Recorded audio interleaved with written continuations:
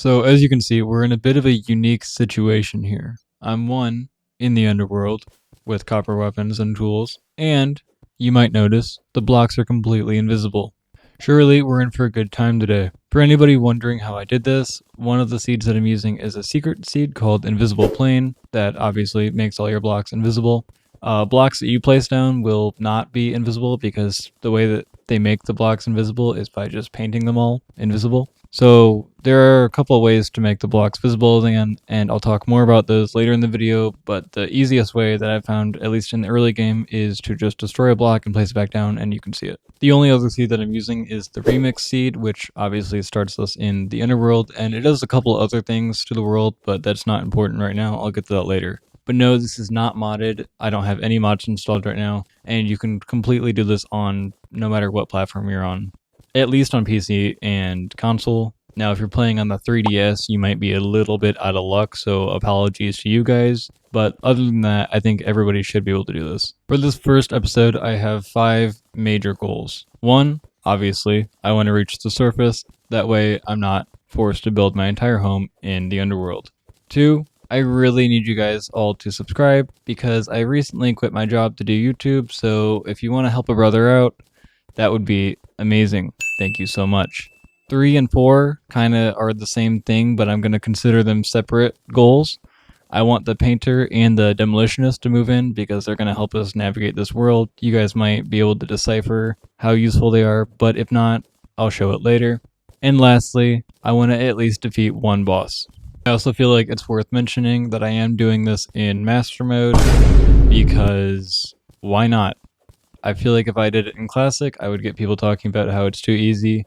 And I mean, if you're playing expert mode, you might as well bump it up to master anyways, so here we are. So the first thing that I wanted to do is cut down some invisible trees and attempt to make some sort of a house so that I can maybe start getting some NPCs moved in, which as you can see, I was able to put together a nice little house here and at least get the starting NPCs housed so that they're not homeless and blind in the underworld, because that's a pretty unfortunate reality to live in. I imagine if I have any viewers from New York, this is probably how their daily life feels, so the more people that I can save from that, the better. The second thing that I want to do is start to move up towards the surface. It's going to be a really long ways up, and it's going to be a pretty long journey, but the sooner that I start on it, then the sooner that we'll get there, so I really have nothing else to do other than dig up. Now, while you guys enjoy a short little montage of me digging up and probably dying numerous times, there's a couple things that I wanted to talk about regarding my channel.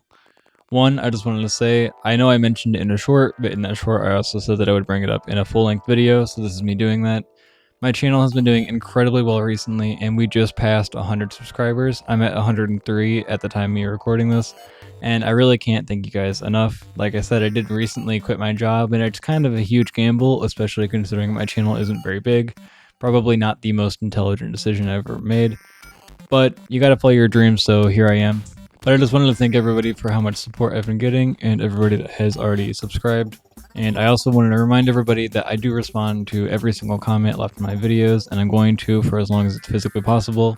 So feel free to leave comments down below, and if you have any games that you think I should play or any ideas for challenges that you think would be fun to watch, then you should leave those in the comment section as well.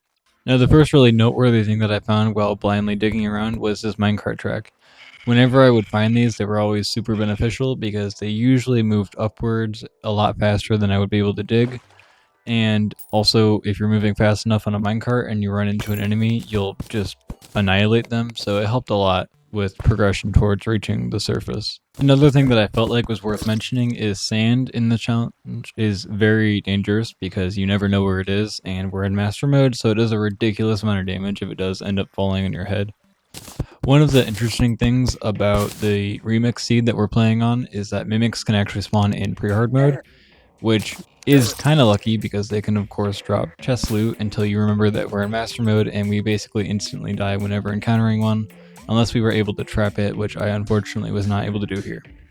However, I did actually get really lucky when killing the skeleton because he dropped the bone sword, which is a pretty rare drop and going to be probably the best melee weapon that we have for a long time. Also, I feel like this kind of goes without saying, but it's incredibly difficult to avoid traps in this world because, believe it or not, you can't see them due to the fact that they're invisible, and also due to the fact that we're in master mode, most of them one-shot you. Also, after dying so many times, you eventually kind of memorize your way back, even though you can't see anything. You just can kind of muscle memory your way back to where you died, and I also was using torches to kind of mark out my paths. So it got to a point where even though I couldn't see the blocks, I was actually able to maneuver through my little paths pretty well. So I kept exploring for a while and also improved my house a little bit until I finally got this shadow mimic to spawn, and I was able to kill it very slowly using a godly mace that I found in a chest, and by, as you can see, just leaving it on the floor and letting the mimic run into it over and over again, he did eventually die. For some reason, the mimics can't go through platforms, so this works pretty well, and I used this technique to kill, I think, 2 other mimics throughout the playthrough so far. And if I do end up making an episode 2, I think this is probably going to be the go-to mimic killing strategy. Now, unfortunately, he did only drop a magic mirror, which normally would be great, but in this challenge it's actually not really that useful. But he did also drop 7 gold, which helps quite a bit, because in the background I've kind of been waiting for the traveling merchant to appear a couple times in order to see if he has any good items for sale. Now, after taking a short little break in order to retain my sanity, I started fishing because I thought maybe we could get some crates from fishing, and that could probably be, I thought, maybe a faster way to get loot than just literally blindly searching around for chests and hoping that I randomly stumble into them. At least fishing is something that I can do somewhat consistently. And thankfully, after fishing for quite a good amount of time, I actually did end up eventually fishing up the bombfish, which is something that I wasn't even really looking for. But as soon as I got it, I realized how good it was, because it means that we can finally have the demolitionist move in. Shortly after he moved in, I used the bombs to blow my way up to the surface, which I couldn't get at before because it was covered in the blocks that I couldn't mine, and I made the very disappointing discovery that the surface is actually the worst place ever, and there's really no need for me to go up there. I thought that it would be grassy and green like normal, and I could hopefully explore around for some chests, and this does not seem to be the case. I'll be honest, I didn't realize this going into this challenge. I didn't look up anything about the seed. So I was under the assumption the entire time that the surface would be nice, and this was a pretty big hit to my morale. Luckily though, without me realizing it, we did meet all the requirements for the painter to move in, so we can check that off our checklist too. Now I want everybody to please take a moment and appreciate Marco, because he is about to cure us of our blindness. In case you haven't put it together yet, the painter obviously sells the paint scraper, which we can use to scrape the echo paint off of the blocks, meaning that we can see them again. This is why I said that he basically cured our blindness. With this newfound power, I went on an absolute spree and tried to scrape paint off of every single surface on the entire world, because I was so sick and tired of not being able to see anything.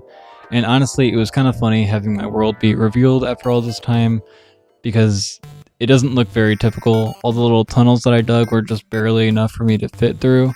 In fact, they weren't even big enough for me to go backwards in if I ever wanted to walk backwards. So seeing that all revealed now was kind of funny, and I think was probably my favorite part of the entire challenge, at least up until this point.